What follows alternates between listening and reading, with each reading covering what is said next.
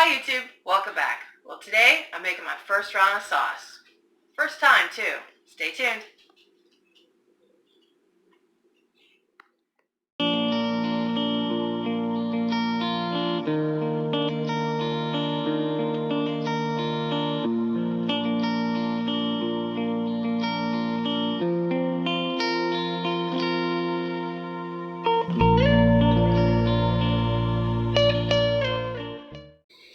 So I've been thinking about which recipe to use for my spaghetti sauce, and then I was watching a video of Linda's Pantry, and she made a roasted marinara sauce, and it looked really good. So that's what I'm going to try and copy today. I've got all these vegetables from my garden. Can you see the vegetables? Let's see the vegetables. We got lots of tomatoes, some onion, zucchini, some peppers, okra. The carrots I did buy, but all the rest we grew. And I've got my own herbs that I'm going to use: basil, oregano, parsley, thyme.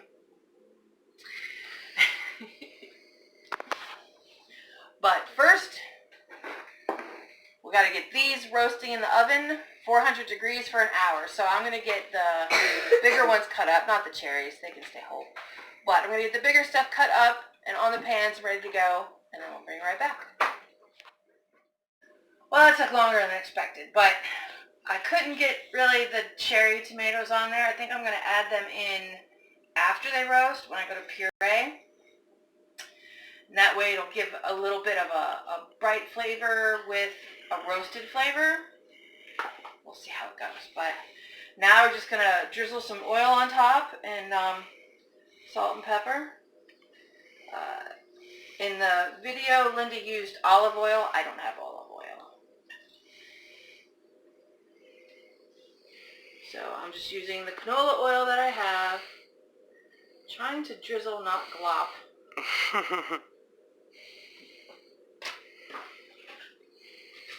And canning salt. It's going in your jars, so canning salt, sea salt, kosher salt, stuff without iodine.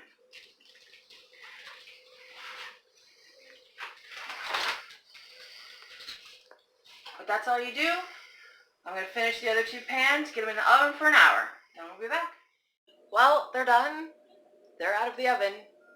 I had to run to the store while they were in the oven, and nobody else checked on it, even though they said they would. Well, the tomatoes are fine. They look good. They did get very juicy. Even though I squeezed a lot of the gel out, they got very juicy, and some of it kind of bubbled over the side of the pan. They're very shallow pans. So you might want a deeper pan if you're going to roast your tomatoes. Yeah, made a little bit of smoke. No fires, just a little bit of smoke is fine. But one pan on the bottom didn't do so well.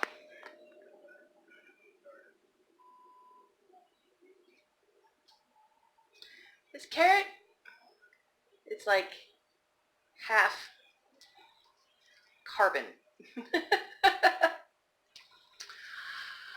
So yeah, there's that. I'm going to salvage what I can.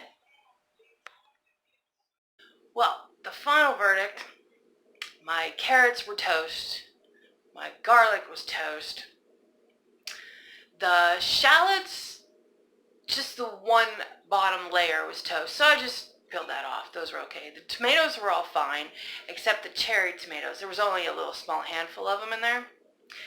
Yeah, they were all toast. So I had another bag of carrots. I re-roasted those, and I didn't do anything else. Well, I did add a whole head of garlic, fresh, that didn't get roasted. I just chopped it up and put it in there. But everything's in there. It is very soft. I'm not sure how I feel about the red wine in there yet. I added 2 cups of the red wine, just like Linda did in her recipe. I'm not sure how I feel about that yet, but we'll see when it cooks down more in the morning. It's late. I'm going to put the immersion blender, I'm tired.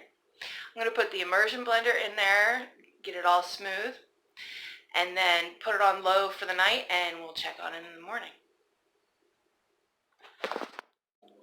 Everything's all bubbly.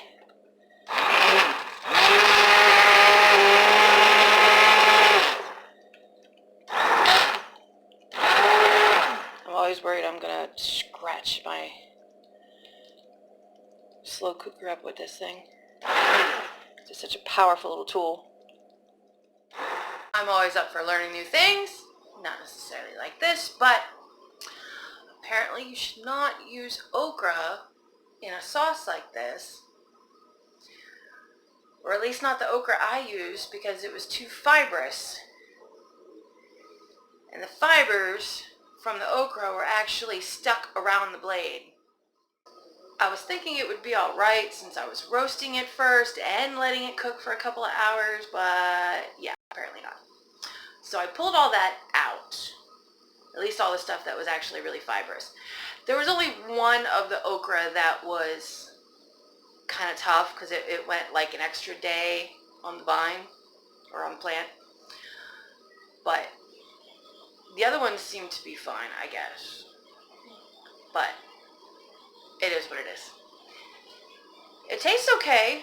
Now that the red wine has cooked down a little bit, I am liking the taste better. So we'll see what it's like in the morning. But for now, I'm going to add my fresh peppers and onions. I saved the sweeter peppers for this and put the green peppers and roasted them. But I like sweet peppers. So I'm going to add some more sweet peppers and onions, mix it in, put it on low, and head to bed. So the marinara sauce is doing well. It got a little too thick overnight. It tastes good, but it still feels like it's missing something. So I'm going to take a few more fresh tomatoes, puree them up, and add it in there with the gel and everything. Because I squeezed out a lot of the gel from the ones I roasted. So maybe that's why it's thicker. Linda didn't do that in hers. She used all the liquid and everything. But I forgot to mention before, I did put in my parsley and oregano and thyme before I pureed it. So I didn't bother to cut them or anything. I just ripped all the leaves off and threw them in because I was going to puree it. I added a couple bay leaves last night. I pulled them out already. And I've seen several things on videos and posts about adding basil right before you put it in the jars instead of earlier on. I'm not sure why. I'm going to do it that way, see how it comes out, but I'm not sure why. But I'm going to get these pureed and then see how I like the taste after that, see if it needs anything else. But I'm going to let it cook down for a little bit while I wash all my jars and get my canning stuff ready.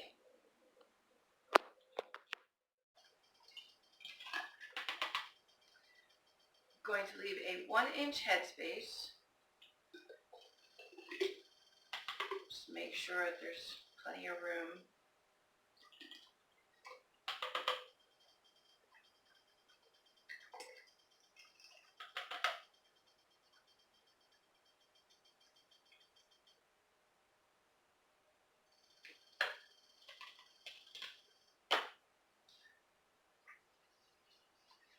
I got my little dish of vinegar.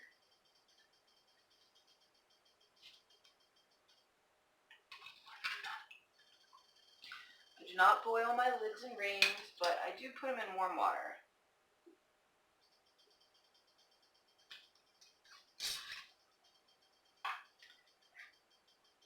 They used to say boil them, but they don't say boil them anymore. So. Well, I only got 4 quarts and then just enough for a half pint, which it'd be nice to have a couple of those around for like personal snacking size. You know, like one person lunch. Or if you wanted to use it for something else, like a base for pizza sauce or something like that. But I'm a little disappointed on how much my crock pot made. Because it was pretty full when I first put everything in. But even though it's a less amount, it still takes just as much time.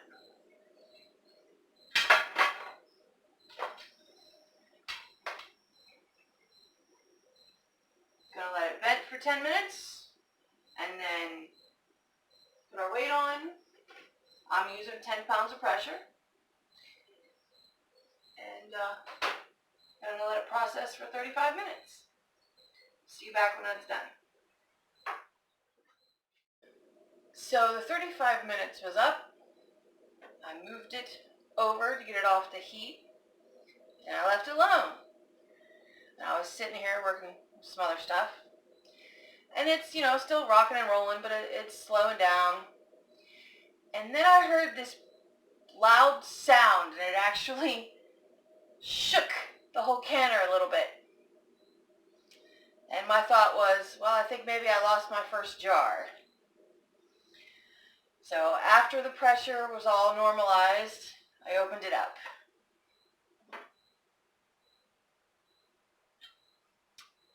It's a little messy. Now, I just opened this up the first time a minute ago, so I mean, everything's still really hot in there. But there's sauce over everything, and it's, of course, it wasn't the little jar. It was one of the big jars. But it doesn't look broken. It looks like it just popped the top off. I may have tightened it too much, although everything I saw on the internet it'll make your flat top buckle if you do that. I'm not sure. Take a closer look. I haven't touched anything inside. There's still like a half a quart of sauce down in that jar.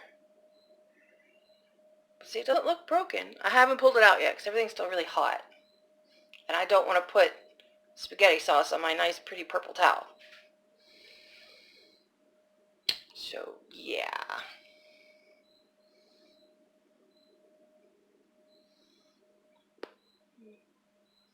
But the lid doesn't look buckled or anything, so I'm not sure what happened.